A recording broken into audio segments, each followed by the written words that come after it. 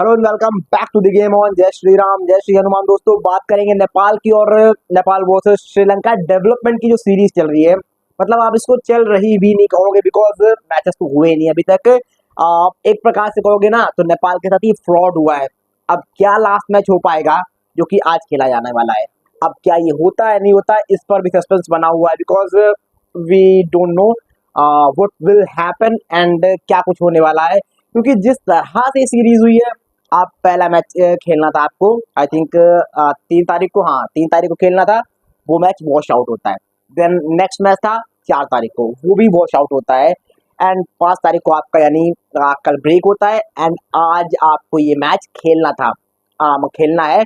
अब क्या ये हो पाता है नहीं हो पाता है, और अगर नहीं हो पाता ना फिर इससे बड़ा फ्रॉड कुछ होगा नहीं साफ तौर पर नेपाल क्रिकेट के लिए। बिकॉज इसमें कैन बोर्ड की सबसे बड़ी गलती होगी बिकॉज आपको पता था पहले से कि ये पीक मॉनसून है श्रीलंका का।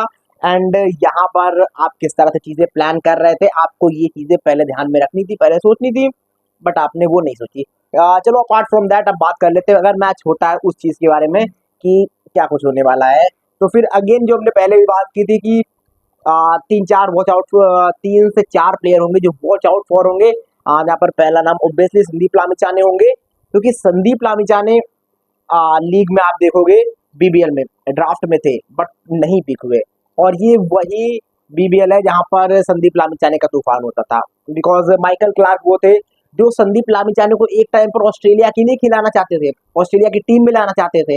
एंड इसके बाद आप देखोगे तो रिकी पॉन्टिंग वो प्लेयर थे जो मतलब प्लेयर कहोगे या कोच कहोगे जिन्होंने काम किया था संदीप लामिछाने के साथ दिल्ली की टीम में।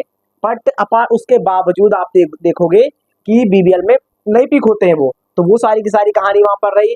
तो संदीप लामिछाने अपने आप को प्रूव करना चाहेंगे और दिखाना चाहेंगे कि किंग है वो, शेर है वो, और फिर उनके पीछे टीमें भागे, ना कि उनको जरूरत पड़े कि उनको टीमें पिक करें जिस प्रकार से वो अभी तक रहे हैं। और जहां पर भी आप देखोगे ना सभी लीग में संदीप लामिछाने ने बेटर किया है।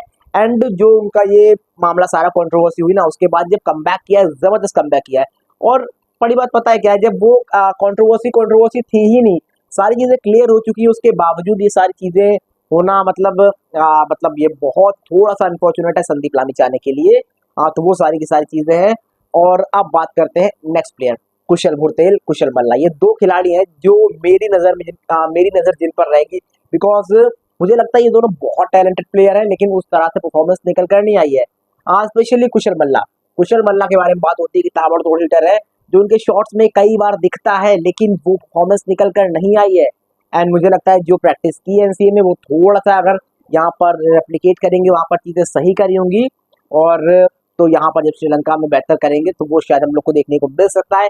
एंड कुशल भुरतेल उनको मैं बहुत हाईली रेट करता हूँ, स्पेशली आफ्टर दैट जो उन्होंने इंडिया के अगेंस्ट बैटिंग की थी ना एशिया कप में, जो सिराज के छक्के मारे थे पुल पर, वो गजब की बैटिंग थी।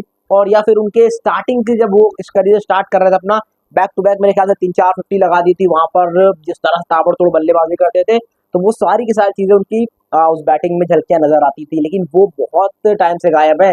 अगर अभी उनका एवरेज देखोगे तो 30 के नीचे है, मतलब 30 के नीचे भी नहीं कहोगे आप, 25 के नीचे, 23 का एवरेज है। तो ये कहानी रही है। कुशल मल्ला का भी बहुत कुछ अच्छा नहीं रहा है। एंड इसके बाद रोहित पौडल कप्तान जो है वो अपने आप को कहते हैं मैं T20 मेरा बेस्ट फॉर्मेट है, लेकिन T20 में उनका स्ट्राइक रेट वो नहीं रहता, उस तरह परफॉर्मेंस नहीं आती।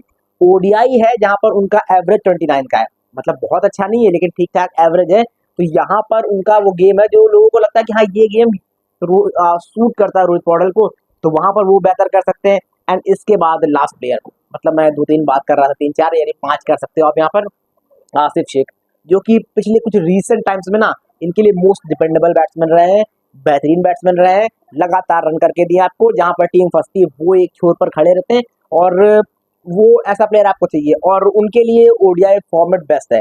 T20 में आपको वो थोड़ा सा कभी कभार स्लो खेलते हैं, लेकिन अगर आप बात करोगे ओडीआई के लिहाज से तो बहुत बेहतर बैट्समैन है।